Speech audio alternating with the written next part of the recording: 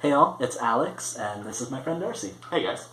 Alright, so Darcy and I met about a year ago on Grindr when he and his partner Derek, who's just upstairs right now, and my husband Logan, who's downstairs right now. That sounded weird, but we all just, we all met and hit it off really well, and we've just been really good friends ever since. So when we first started talking online, you didn't have any other friends, or you didn't know anyone personally who was trans, right? No, not in the trans community.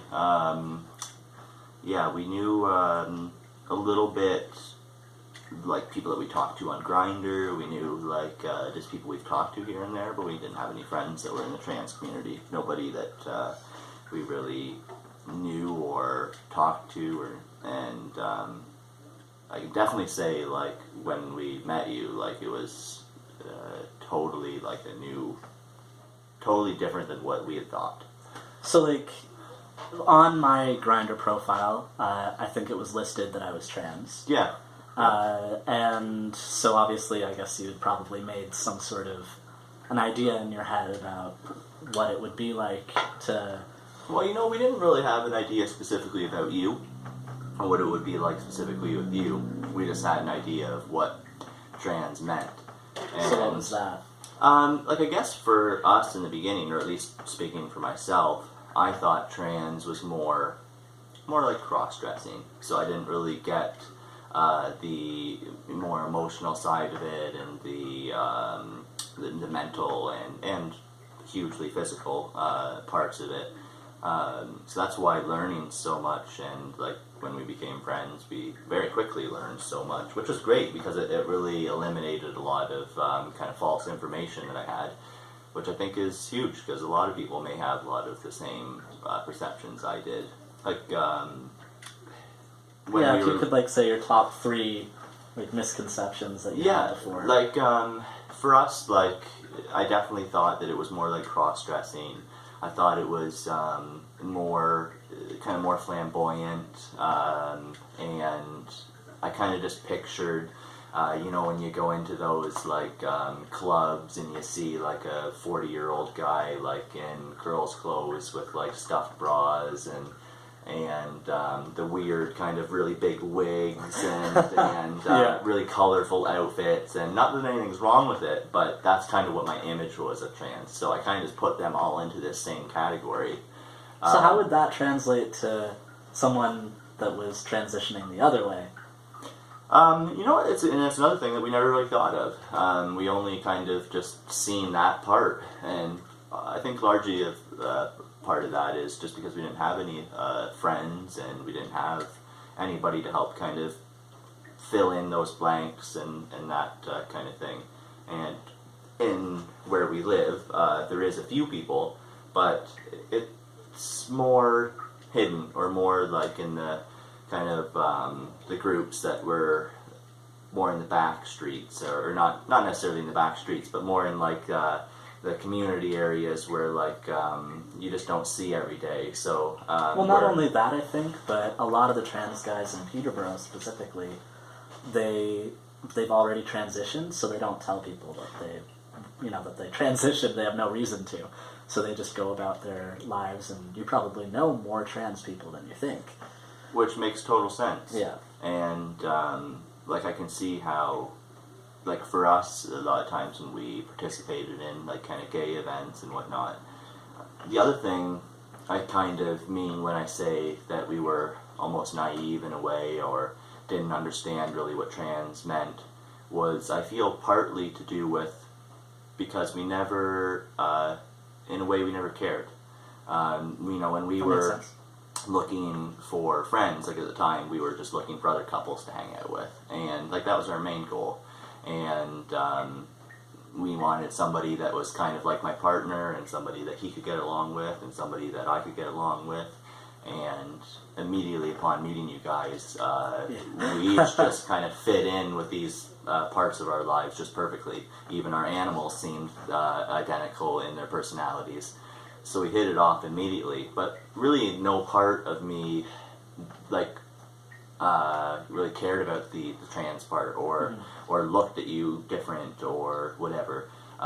There's been times in my life when I've like been curious about things, and I find that like unless if you really just go out and say it, it's a bit tough to ask some questions. I know there's been some questions that I've probably asked you that have been really out of the box and kind of probably like a big shocker, or maybe I just threw them at you at like just any time. But it's I think because I wanted to start getting those questions answered, I wanted to start understanding more and to know what the difference was. I didn't want to have that misconception anymore. And since I have, I see a totally different side of things, and it makes me, in a way, it makes me, I guess, rethink a lot of the stuff in life that I've been taught. Like, I mean, even as a gay person myself, I believe and preach so hard on telling people to not be judgmental, but yet in a way I still am. I'm judgmental to, you know, sometimes we wouldn't want to hang out with certain gay people that were kind of really over the top, or, Right. And for a lot of times I didn't want to hang out with trans people because I thought they were like cross-dressers and over the top and just somebody that I wouldn't necessarily get along with. But today, as I sit beside Alex, he's my best friend, and I couldn't imagine a time before him, really. So, like, we really kind of just entwined ourselves. And at no point has the trans part ever been a factor of that. Yeah. It's never been like a topic that's came up or something that's put a line somewhere. It's always just been, that's who you are. You're Alex and your partner is Logan. Yeah. That's always how I've seen it. So when we started hanging out and you started probably, like, as you were telling stories of your day, like telling people that you met, you know, this person, and did you get some weird questions, or like how did you deal with that? You know what? Interesting you mentioned it, because yeah, we did, like, you know, our neighbors and stuff like that often we hung out with when we come home, and they would ask, you know, who'd you hang out with and what'd you do and that kind of stuff, the usual questions. And a lot of times when we would say, you know, we'd hang out with Alex and Logan, and they would ask, like, oh, is that for the trans gentleman that you're hanging out with, or like, is that the person, like, is that the person that changed over or whatever. And I would have to kind of answer their misconceptions, because they had a lot of the same kind of misconceptions that I did, and they had a lot of the same kind of questions. And I guess I noticed when they asked me that I wasn't kind of the only person, that so many people really had this misconception, or just this, not enough knowledge. There's just not enough. There's, like, we know of it, but we don't really know what it means, or how it affects certain people, or what it means to us who aren't trans people, or like what us as non-trans people should be doing in the community, or like how we should be thinking about it. So I guess to answer your question, like when we talk to people, for the most part, we've never had like anybody be like judgmental or like say anything weird or upsetting, but we've always had questions. You know, they would always like, they just don't know. They don't know how things work. They don't know how you know, like, where does the penis come from, and like, how do we get rid of things and replace certain things, or like, you know, one thing that I found to be a big part is binding, which I think probably a lot of you in the trans community would know about, and something that I didn't until Alex told me. And I know that you would probably be better at explaining what it is, but... Well, I've made videos about binding and so, stuff like, before, yeah, so I just, for me, there was questions about that kind of thing, and at the time I didn't really fully understand, although it's kind of a simple concept, but the part that I didn't understand, for example, was the kind of dangers that it put you into when you wear them for long periods of time. And I remember, how hard you work, and sometimes you work long hours of the day. I'd always be frightened about how long you had it on for and whatnot. But just going back to like the questions people asked, trying to think of like what else they kind of asked that were out of the blue, things that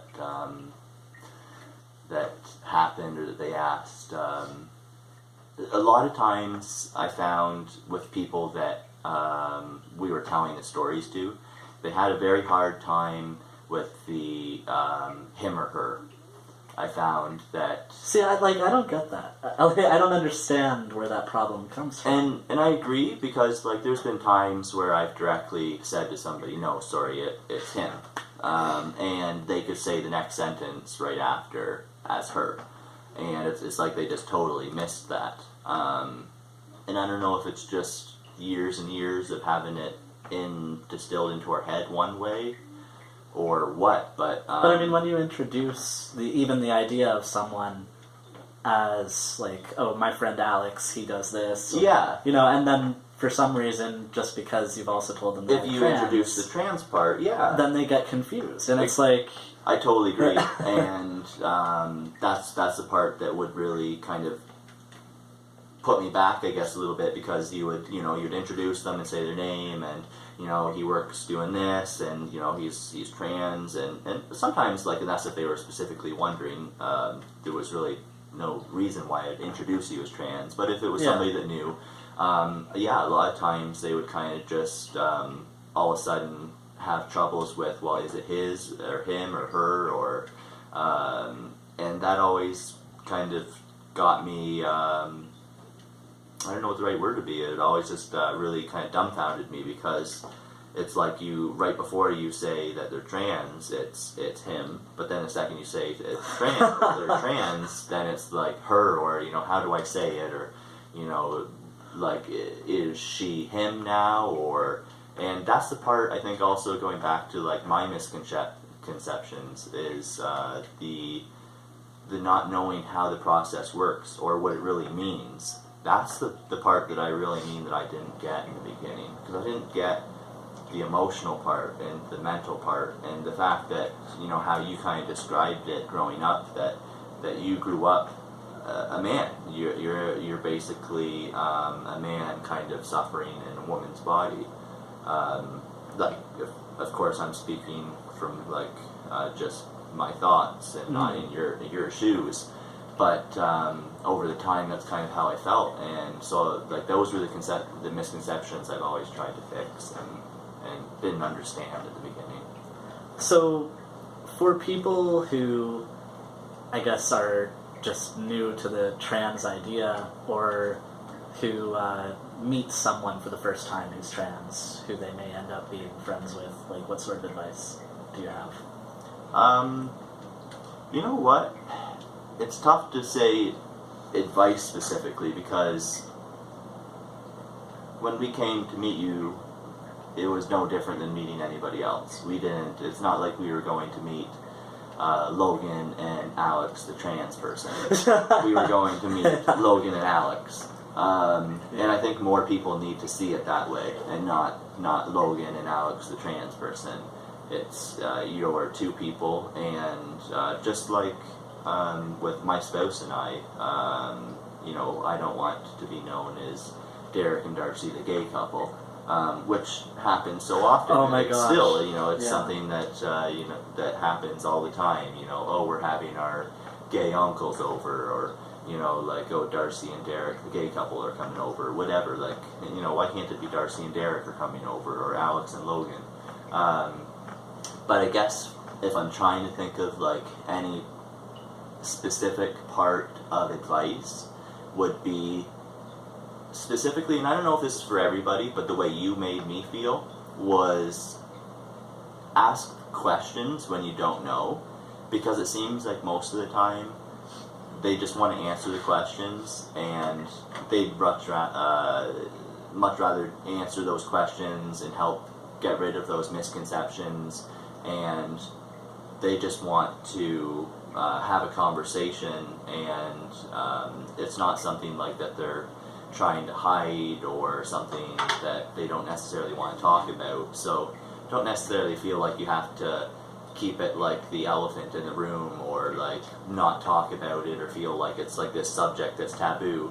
I just feel like, if I was going to say a tip, I guess would just be that if you have a question, just ask it, because you know, it would be much worse if you were constantly going around saying something forever, or the wrong Yeah. way, or something that was maybe uncomfortable, or, you know, if I always called you Angela or something instead of Alex, you know, maybe it would just be better to ask some of those questions rather than just kind of keeping them under the table.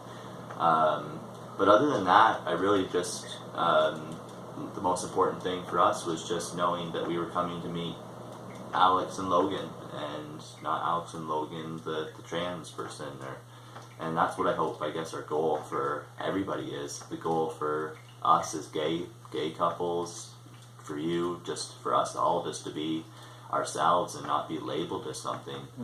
And same with straight couples, like, you know, I don't want for them to be, you know, Angie and Alex, the straight couple, or us, the gay couple, or you, the trans couple. Like, let's just be a couple.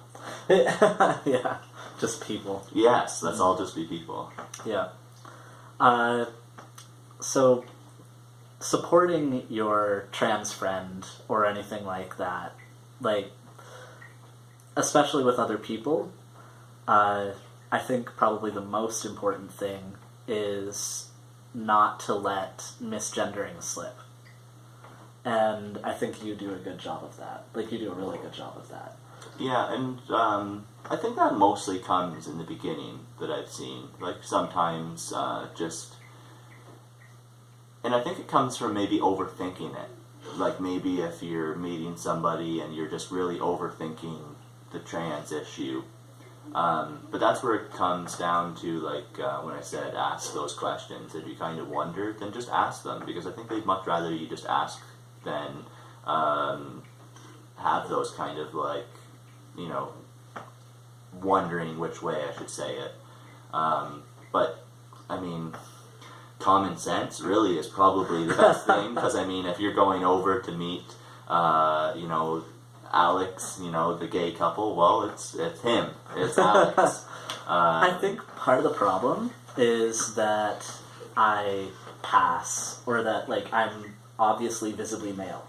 Yes, absolutely. And I think the fact that you, like, say we meet someone new, Yep. and you introduce me as Alex, and then it comes up that I'm trans, then I think for some people, they just automatically assume that because I look male, but I'm trans, that I'm actually trying to transition and, like, that I'm transitioning to female, which...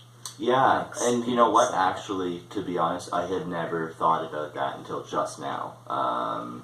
I completely didn't think about that, like, the fact that, yeah, going up to just somebody, they may think that you're in transition as of now, but not that you've already.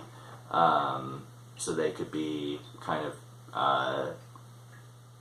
Because I had that problem at when I was doing that application. Yes, like The financial application for my surgery, I went, and the whole time I was introducing myself as Alex, and I said that, you know, this application was for financing for a transgender-related surgery. So at that point, they started, instead of calling me Alex, using my legal name, which was Angela, because they assumed that I had changed my name to what my preferred name is.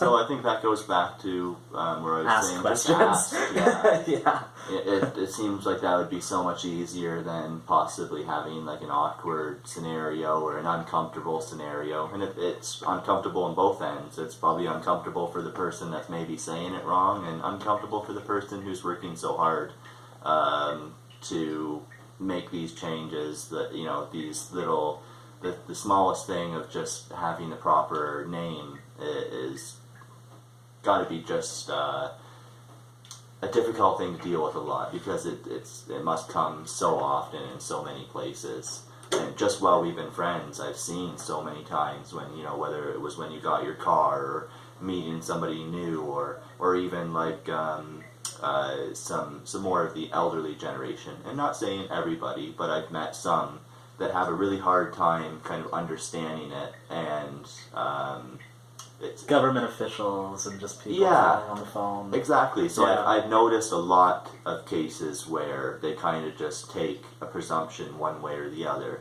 where it could be as simple as, what do you prefer to be called? Yeah. And everything is good from there on. So that's definitely a really good point. I never thought about that until just now, about the fact that like you could be being perceived as like transitioning from male to female. Yeah. Really, I didn't. It's almost like a whole nother kind of level to it. Yeah. But anyway, unless you have anything else to add. No, that was great. I guess I still learn something new every day. All right, have a great day, and we'll see you next time. Thanks for having me.